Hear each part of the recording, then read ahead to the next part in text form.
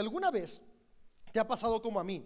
Que tienes el deseo de hacer algo, tienes una meta, tienes un propósito, tienes un sueño, pero no lo alcanzas. Y pasan meses, semanas, tal vez años y te preguntas, ¿por qué no he logrado esos objetivos que me he planificado, que me he propuesto, que me he establecido alcanzar? Y yo en algún tiempo me puedo pensar, ¿por qué hay cosas que no logro? Si realmente las quiero, ¿no? Hay un dicho que dice, si quieres puedes, pero la realidad es que no basta con querer. Hay algo más necesario que tú y yo tenemos que poner en práctica para alcanzar lo que deseamos. Y no solamente es querer, sino también hacer para alcanzar. Y algo que he tenido muy presente en esta última temporada de mi vida es ser consciente de nuestra mentalidad. Sabes, tu mentalidad, mi mentalidad determinan en gran parte los resultados que tenemos en nuestra vida. Son como el principal motor y catalizador de lo que logramos o no logramos en nuestro día a día. Pero ¿qué es la mentalidad? Escuchamos mentalidad y suena algo en la mente, y sí, inicia en la mente, pero no se queda ahí. La mentalidad podría resumirse en la suma de tres cosas. Nuestra mentalidad es lo que creemos sumado a nuestros paradigmas. Los paradigmas es cómo reaccionamos ante las circunstancias y situaciones a nuestro alrededor. Así que es lo que creo, cómo reacciono, pero esas dos se suman a mis acciones. Cómo reacciono también va sumado a las acciones de mi día a día. Entonces, ¿qué creo? Cómo reacciono y qué hago determinan mi mentalidad. Y estas tres cosas, cuando se suman, cuando están alineadas, nos permiten avanzar y alcanzar nuestro propósito. La cosa es que la mayoría de ocasiones que no alcanzamos aquellas metas que nos proponemos en cambiar nuestro carácter, transformar nuestras finanzas, mejorar nuestras relaciones interpersonales, la razón es porque alguna de esas tres áreas en nuestra mentalidad no está alineada. Es decir, puede que tengamos la creencia de lo que queremos lograr muy claro, pero nuestras reacciones y nuestras acciones no están alineadas a eso que queremos. Puede que nuestras reacciones ante el mundo que nos rodea y lo que creemos esté alineado, pero nuestras acciones no están alineadas. Por lo tanto, no tenemos los resultados esperados. Porque al final no se trata solo de creer, de desear, de mentalizarnos, aunque es una parte importante y fundamental, es el primer paso. Pero los objetivos se logran, las transformaciones vienen cuando eso que creo lo llevo a la acción. Acciones traen resultados, pero una vez más, esas acciones tienen un fruto, son catalizadas cuando están alineadas a mi reacción y a lo que creo. Y al final de cuentas, esa cuestión de la mentalidad, aunque es algo que he estado trabajando mucho en mi vida en los últimos años, me llama mucho la atención cómo fue el eje central de la predicación de Jesús. Cuando Jesús vino a este mundo, Él se enfocó en inspirar a las personas a transformar su mentalidad. Incluso uno de los hombres que fue más inspirado por la vida de Jesús, tan inspirado que Él dedicó parte de su vida a inspirar a otros, que fue Pablo.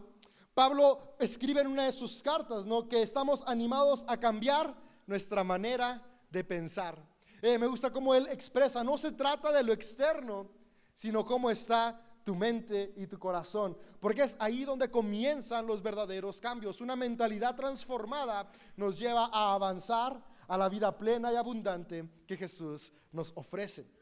Y en esta serie de los sermones de Jesús, Jesús justamente hace esto, nos anima a repensar, a reformular lo que creemos. Nos anima a transformar cómo reaccionamos ante las circunstancias a nuestro alrededor y nos anima a actuar de manera diferente. Me encanta cómo la predicación de Jesús, el evangelio de Jesús, evangelio es buena noticia. La buena noticia que Él vino a anunciar no fue una transformación de sistemas religiosos, sino una transformación del sistema moral. Ahora, la religión es importante, la religión es buena. Porque al final de cuentas la religión es un método que nos permite conectar con la espiritualidad. Pero el ser humano a lo largo de la historia ha tenido esta tensión a volver la religión el fin. Y en la época de Jesús había pasado. Las estructuras que se habían creado en la religión judía tenían el fin de conectar a las personas con Dios.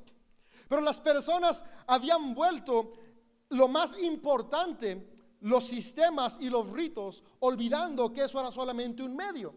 Y la realidad es que eso nos pasa a todos, porque al final de cuentas la espiritualidad es algo que no vemos. La espiritualidad es algo que está en nuestro interior, es algo que se trabaja con introspección. Y los rituales son cosas que vemos. Por ejemplo, un ritual que tenemos, algo que hace que tú y yo tengamos religión, es que venimos cada domingo a la iglesia. Es fácil decir, no, me despierto, me programo ya sea para la reunión de las 9, de las 11 o 12 y media, o me conecto en línea y soy parte de la iglesia. Es algo que puedo hacer, es algo tangible, es algo entendible. Y es por eso que la religión se tiende a convertir en esa tensión que nos lleva a pensar que lo más importante son las estructuras. Ahora, vuelvo a decir, no estoy diciendo que no son importantes, son buenas, son herramientas, pero no son el fin. Son el medio para llegar al fin. El fin es conectar con Dios, y Jesús vino a recordarnos eso. En sus sermones, si nos fijamos, en ninguno se enfoca en rituales o dogmas. De hecho, el único mensaje en el cual él habla sobre ciertos mandamientos y leyes, lo habla para reformularlo, que es el que vimos hace 15 días de está escrito, la ley dice, pero ahora yo les digo. Porque él vino a recordarnos esta cuestión importante, que el evangelio de Cristo está centrado en la ética y no en la religión. ¿Qué es la ética? La ética es aquello que nos mueve, nuestro comportamiento hacia los demás. Y él vino a decirnos, ciertamente los rituales, las estructuras son una herramienta, pero lo más importante es qué mueve tu corazón, qué mueve tus acciones. Y al final de cuentas, todo se puede resumir en dos palabras. Hay dos cosas que pueden movernos a ti y a mí, es el amor o el egoísmo. Y lo que Jesús vino a recordarnos es, no hay nada mejor que ser movidos por amor. Ser cristiano es eso.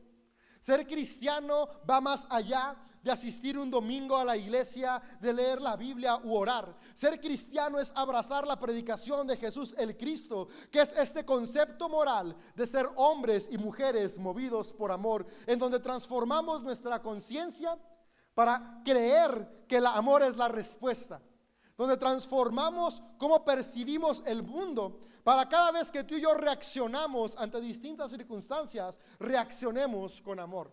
Pero sobre todas las cosas, para que tú y yo permitamos que ese amor que está en nosotros sea lo que nos mueve en cada una de nuestras acciones. Y cuando estamos convencidos de que el amor es la respuesta y lo sumamos a reaccionar con amor ante las circunstancias y personas que nos rodean, y esto lo sumamos a actuar con amor, es cuando vemos transformación. Y podremos decir, pero ¿cómo es actuar con amor?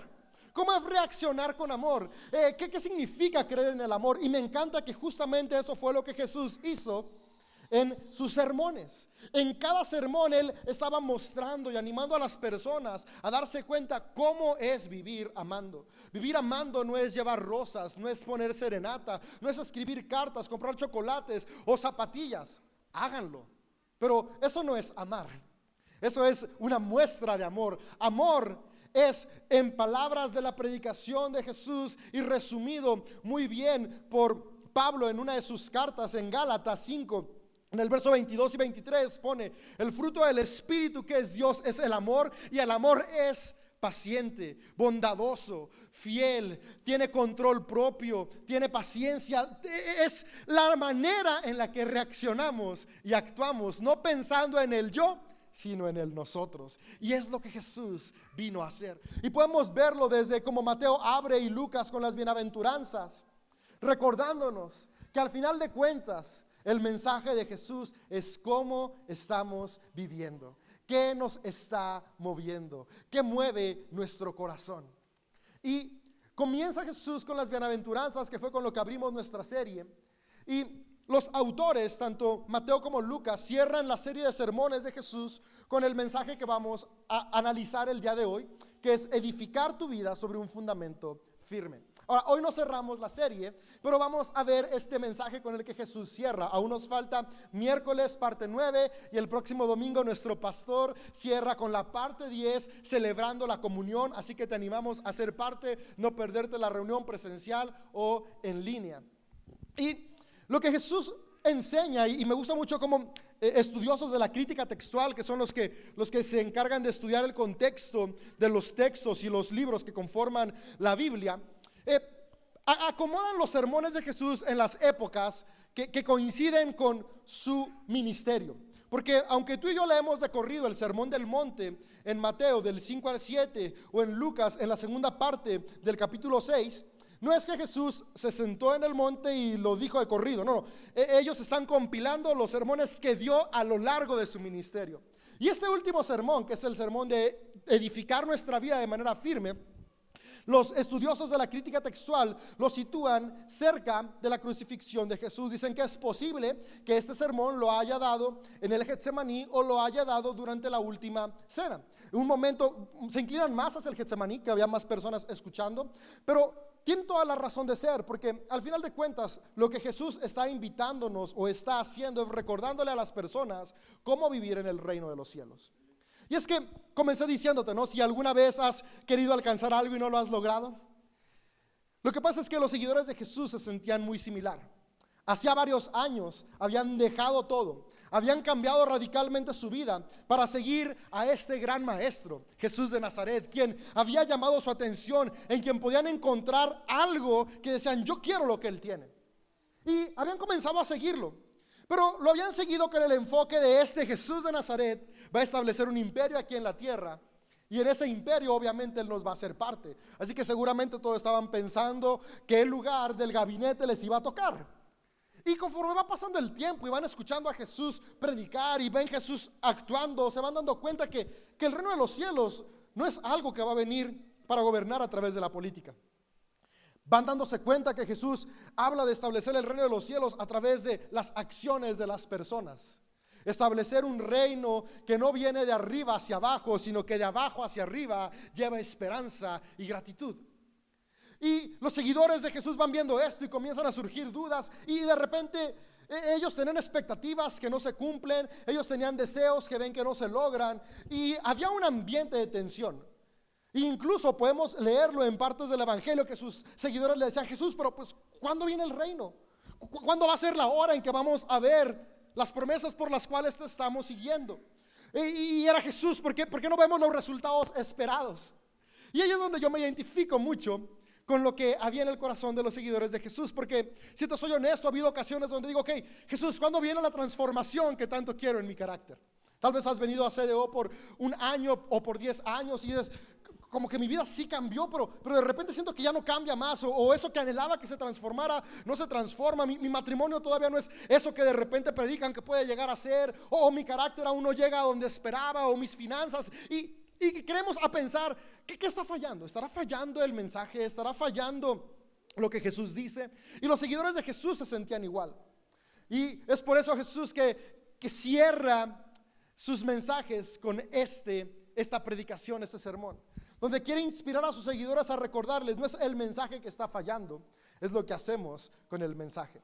Porque al final de cuentas lo que hacemos es lo que determina todo. Y es donde Jesús comienza este sermón, donde quisiera que juntos fuéramos leyéndolo. Y comienza en Mateo 7, verso 21.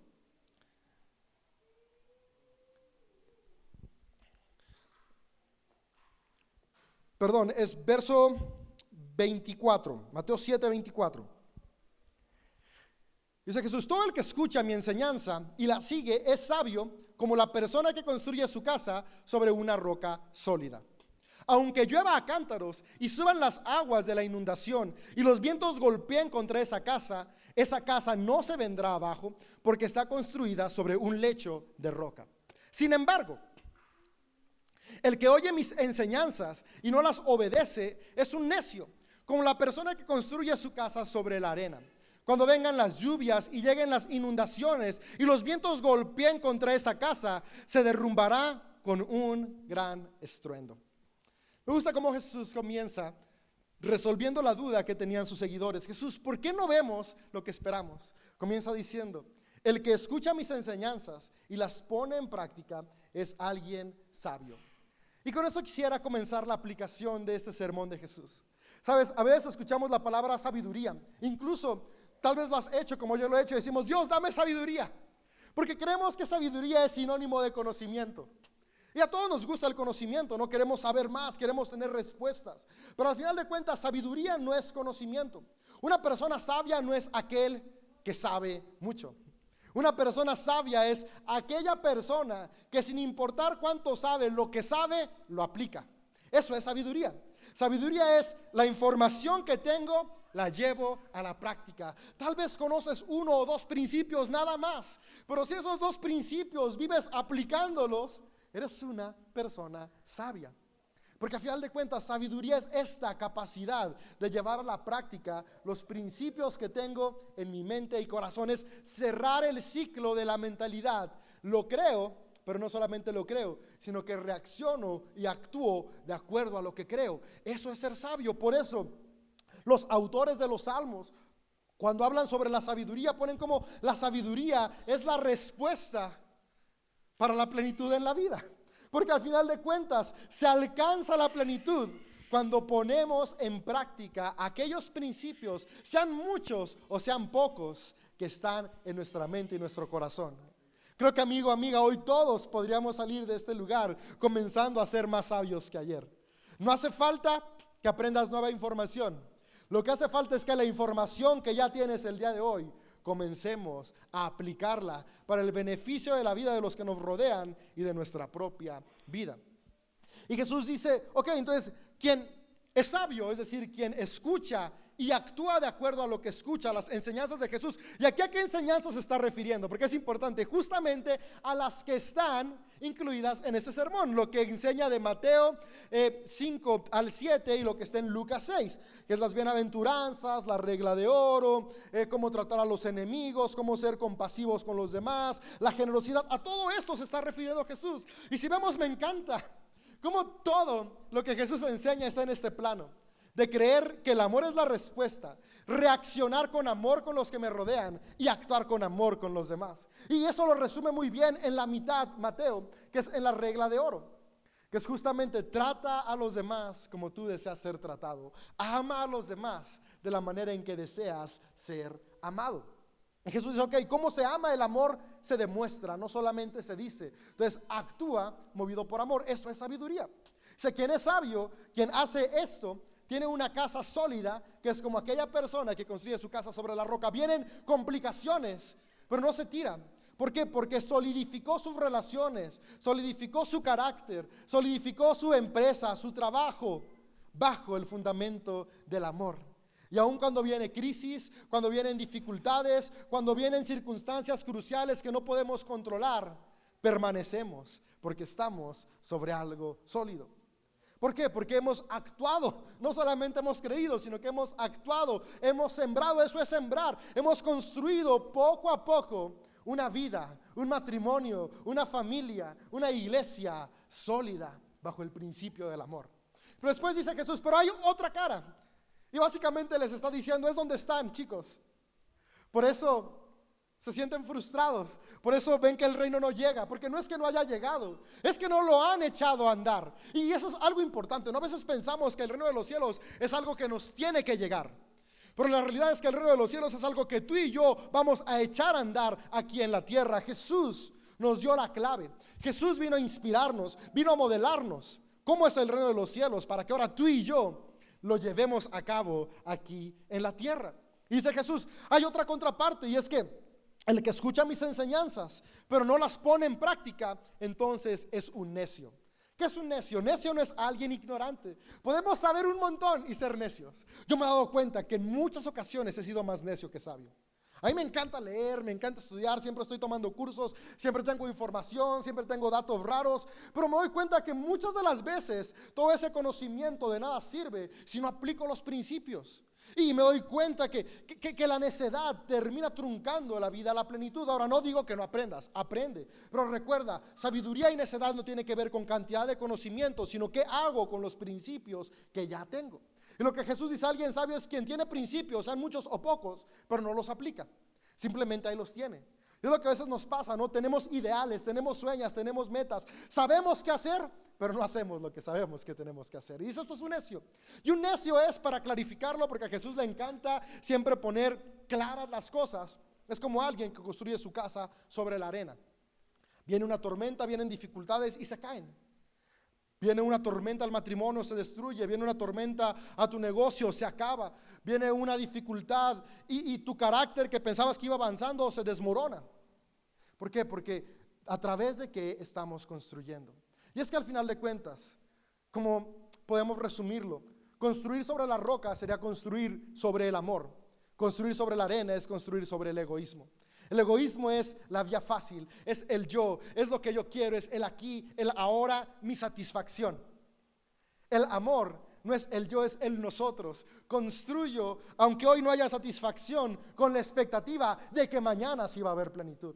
¿Y sabes cuál es lo increíble de construir con amor? Que el día de hoy vives bajo la plenitud de lo que sembraste ayer.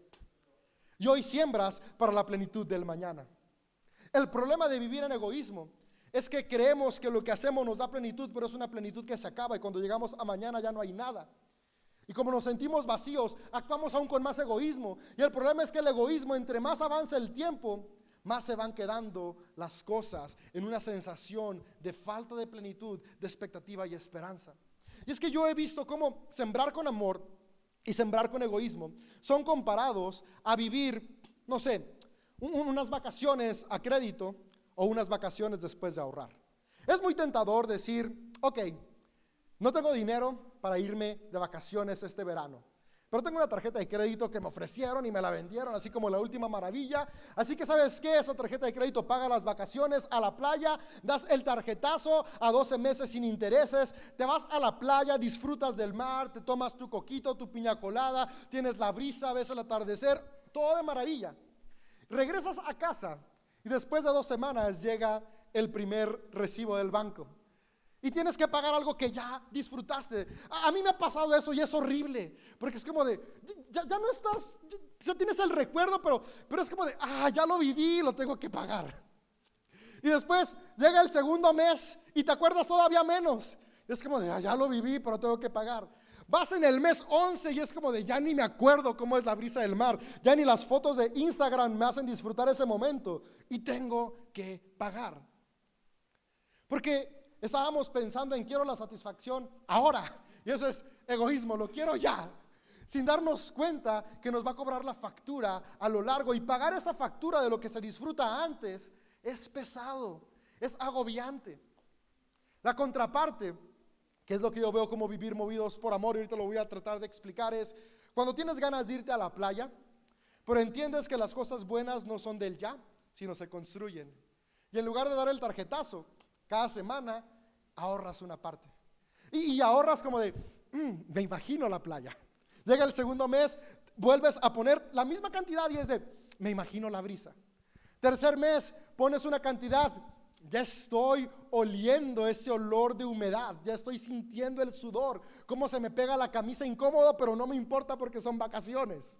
Y llega el 12º mes y estás expectante de que durante todo este tiempo estuviste sembrando, estuviste ahorrando, llegas a la playa y lo disfrutas.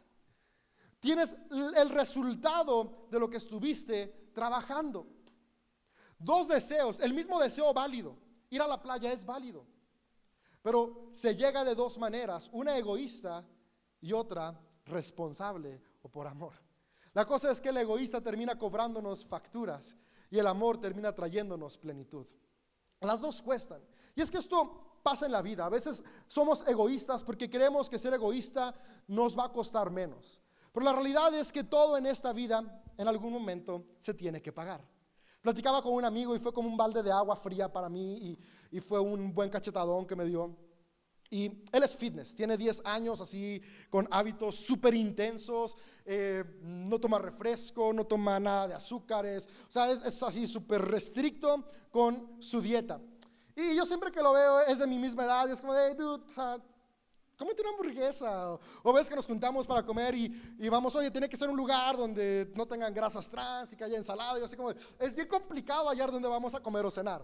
Y yo de repente le digo, ay, dude, pues, ¿por qué no un poquito? No pasa nada.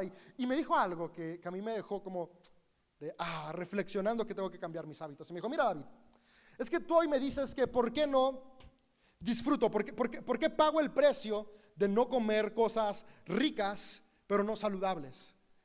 Y me dices que por qué mejor no disfruto ahorita. Y me dice, la cosa es que al final de cuentas, en algún momento tenemos que dejar de comer ricas cosas que son dañinas para nuestro cuerpo. Pero hay dos momentos en que pueden ser. La primera, con anticipación, pensando en tu salud. O la segunda, cuando tu salud ya se acabó y te lo quita el doctor.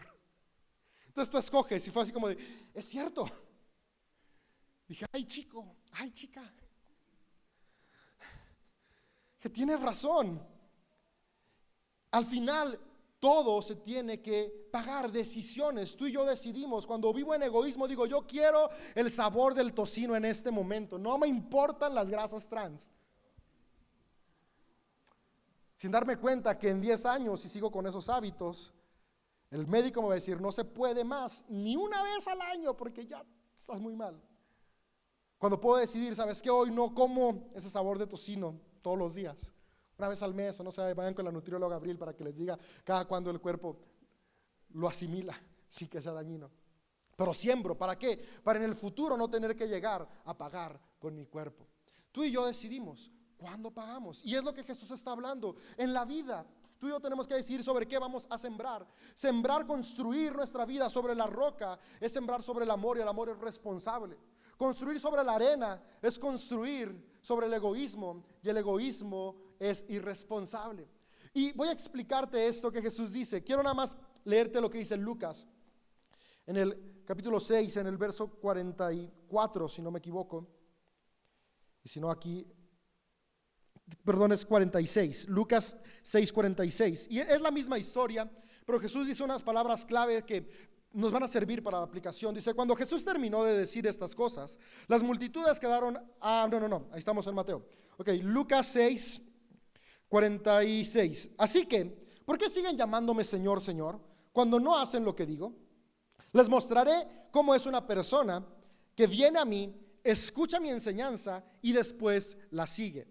Es como una persona que para construir una casa cava hondo y echa los cimientos sobre la roca sólida. Cuando suben las aguas de la inundación y golpean contra esta casa queda intacta porque está bien construida. Pero el que oye y no obedece es como una persona que construye una casa sobre el suelo sin cimientos. Cuando las aguas de la inundación azotan esta casa, se derrumba en un montón de escombros. Ahora, para entender metáfora que está haciendo Jesús, hay que transportarnos a la geografía en la que Jesús vivía. Yo por mucho tiempo, cuando escuchaba esta historia, y tal vez es culpa de los dibujitos que nos daban cuando éramos niños para dibujar, me imaginaba esta historia en la playa. Escuchaba arena y me imaginaba la arena de la playa, y el que construye la casa en la arena, y veía roca y me imaginaba el peñasco que está en la roca a la orilla del mar, y es como de ahí vienen las olas y no pasa nada, pero en la arena vienen las olas y se lleva todo. Incluso recuerdo que un día hice una analogía como de, si construyes un castillo de arena en la playa y le hice todo tu esfuerzo y lo dejaste bien bonito y queda súper padre, pero viene una ola, viene y se lo lleva, y es como cuando construimos nuestra vida sin el fundamento que es Jesús, y está muy bien, pero Jesús no se refería a eso. Porque al final de cuentas tú puedes poner todo tu esfuerzo en la playa o en la roca, pero se trata de qué tanto esfuerzo estoy dispuesto a ponerle a la vida. Porque Jesús vivió en una zona desértica. Jesús predica sobre el mar de Galilea, y cuando escuchamos mar de Galilea nos imaginamos el océano, pero el mar de Galilea es un lago. La cosa es que tú y yo leemos mar porque en la antigüedad a todo lo que era agua se le decía mar. Al océano, a los lagos, a las lagunas, a los ríos, todo se escribía con la misma palabra. Entonces vienen los traductores y es como de, pues mar. Pues la realidad es que puedes buscarlo en Google, mar de Galilea, y vas a ver que es un laguito en medio del desierto. Por lo tanto no tienen playa como nos imaginamos, ni olas como nos imaginamos. Por eso habla de inundación, no habla de olas que vienen. Y la cosa es que en la época de Jesús el suelo es desértico en la región en la que Jesús vive. Y este suelo es un suelo muy duro. El suelo del desierto es como una roca. Y en la región que vivía Jesús había dos temporadas, como en muchos lados: temporada de lluvias y temporada de verano. Y las personas sabían que el mejor momento para construir su casa era la temporada de verano, porque el suelo en el que iban a construir estaba duro como la roca. Y cavaban para poner sus pilotes que iban a hacer los cimientos de la casa en una tierra que estaba bien compactada, estaba muy dura, estaba comprimida por la sequía. Entonces eso costaba mucho trabajo, mucho esfuerzo, y era la manera de construir casas sabiamente en la época de Jesús. Pero había personas que decían, yo no quiero desgastarme bajo el sol del desierto, cavando en esta tierra, en este piso que es como una roca. Cuando llueve, este piso se hace aguadito. O sea, seamos inteligentes, yo creo dijo por ahí uno. Y en lugar de cavar mucho, cuando llueve, en época de lluvias, esta misma roca del desierto se hace como arena. ¿Por qué mejor no me espero y en la época de lluvias cavo y hago mi casa sobre la arena?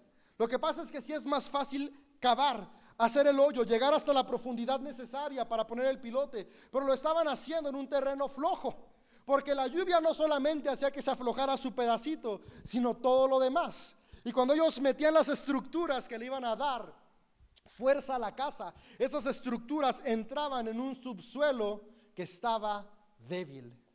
Y lo que Jesús dice, y todos entendían, es: al final de cuentas, vivir movido por amor implica un trabajo, porque el amor se paga antes, no después. Implica un esfuerzo, es construir una casa sobre la roca, pero esta casa va a permanecer. Porque todos los principios que Jesús dijo, si somos honestos, no son fáciles de llevar. Perdona tú primero, pero espérate, yo no ofendí. ¿Por qué no viene el que me ofendió? No. Amor, da el primer paso. Siembra en la roca. Ama a tus enemigos. ¿Cómo voy a amar a mis enemigos lo que me hicieron? Ama, siembra en la roca. Cava en el desierto, hace sudar, implica un esfuerzo. Construye tu matrimonio sobre el amor. Pero mi esposa, vieras cómo es. Construye sobre el amor. Mis hijos, ¿cómo son? Construye sobre el amor. Construye empresas basadas en amor. Pero si hago una empresa basada en amor, voy a ganar menos. Construye en amor. Porque así cuando llegue la tormenta, cuando llegue una dificultad, que siempre hay dificultades, tu matrimonio va a tener cosas sólidas que ya le pusiste antes. Tu empresa, cuando llegue el SAT, vas a tener todo en orden, porque ya lo hiciste con claridad antes.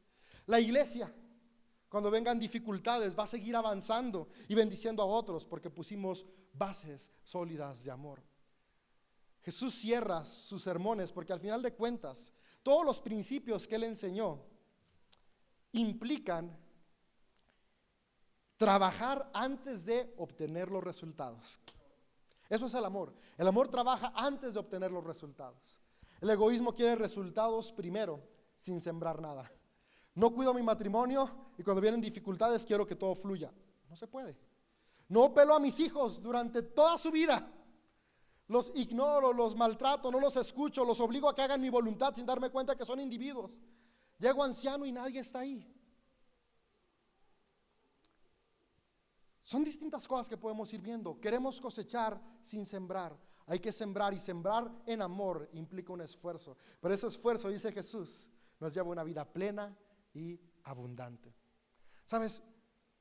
Sembrar sobre la arena es fácil, pero no trae plenitud a largo plazo.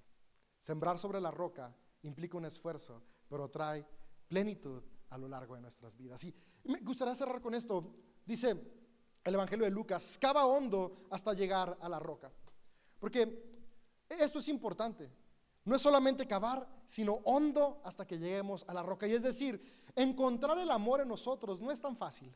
El egoísmo es lo que fluye siempre primero. Pero la invitación que Jesús nos hace es buscar en lo profundo de nosotros. Tomar tiempo para meditar y encontrar ese amor que ahí está, que es Dios mismo en cada uno de nosotros.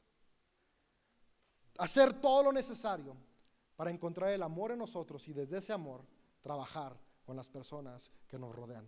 Dice, si estamos sobre la roca, y en distintas metáforas en los escritos bíblicos encontramos que a Dios se le asemeja con la roca. Y al final de cuentas es esto: poner nuestra casa sobre la roca es poner nuestra casa sobre el cimiento que es Dios, que nunca cambia. ¿Y Dios quién es? Dios es amor. Cimentarnos sobre el amor, vivir amando es vivir sobre la roca. Si vivimos amando a las personas, amando nuestra vida, respetando a otros, proveyendo, creando espacios donde atmósferas de amor crezcan, vamos a ser personas con una vida sólida. Que vamos a enfrentar dificultades porque todos las enfrentamos, pero vamos a poder afrontarlas. ¿Por qué? Porque el amor, que es Dios, que está en nosotros, es nuestro cimiento. Amigo, amiga, esa es la clave a la plenitud. Estar dispuestos a hacer el trabajo necesario para vivir amando. No es fácil, pero sí es lo mejor. Recuerda, al final de cuentas, tú y yo tenemos que pagar algún esfuerzo en algún momento. ¿Por qué no pagarlo antes para tener buenos resultados en nuestro futuro? Y al final de cuentas, con esto quiero cerrar, eso es fe. Tú y yo en el mundo occidental hemos creído que fe se refiere al futuro. Y pensamos, ok, tengo fe que mañana me va a ir mejor. Tengo fe que pasado mañana se van a contestar mis deseos. Pero desde el concepto de Jesús y el concepto de los judíos, porque Jesús al final de cuentas era judío, fe no tiene que ver con el futuro, fe tiene que ver con el pasado. La fe de los judíos era algo que tenía que ver con fidelidad. La fe es, hoy disfruto el resultado de la fidelidad de ayer. Ayer amé, hoy tengo frutos. Ayer fui paciente, hoy tengo frutos. Ayer tuve control propio, hoy tengo los frutos. Ayer actué con bondad, hoy tengo los frutos. Esa es la fe de la que Jesús habla. La fe que está cimentada en la fidelidad de lo que hice ayer, que me inspira a seguir actuando con fidelidad hoy, porque ya sé cuáles son los frutos que voy a recibir el día de mañana. Tú y yo cimentemos nuestra fe de nuevo en el amor. Y veamos que el amor ha construido mucho. El amor ha hecho mucho. Vale la pena vivir bajo ese fundamento de la fe. Dios es amor. Dios está en ti, está en mí. Y podemos construir un mejor mañana. Cambiar nuestra mentalidad. Lo que creemos, que mueva lo que reaccionamos, que mueva lo que hacemos. Jesús, gracias porque tú viniste a este mundo a cambiar nuestra manera de pensar. Gracias porque no se trata de ritos, dogmas, no se trata de estructuras, sino se trata de qué es lo que mueve nuestro corazón. Yo pido que tu Espíritu en nosotros pueda reformular y podamos estar convencidos que el amor es la respuesta para todo. Y que esa creencia en nuestro corazón, poder tener claro eso, que no hay nada mejor que amarte a ti y amar a los demás, impulse nuestras reacciones. Y ante cada comentario, cada circunstancia, cada adversidad podamos reaccionar con amor, es decir, con paciencia, con bondad, con control propio. Pero que eso también nos lleve a actuar con amor, es decir, con bondad, con fidelidad, con esperanza, con paciencia. Y que esos frutos del amor en nuestra vida nos permitan cosechar relaciones sólidas, matrimonios sólidos, negocios sólidos, iglesias sólidas, comunidades sólidas, donde aún en medio de las adversidades nos seguimos manteniendo firmes, porque estamos sostenidos bajo lo que nunca cambia, que eres tú, que es el amor. En el nombre de Jesús, amén. Que tengan un excelente domingo.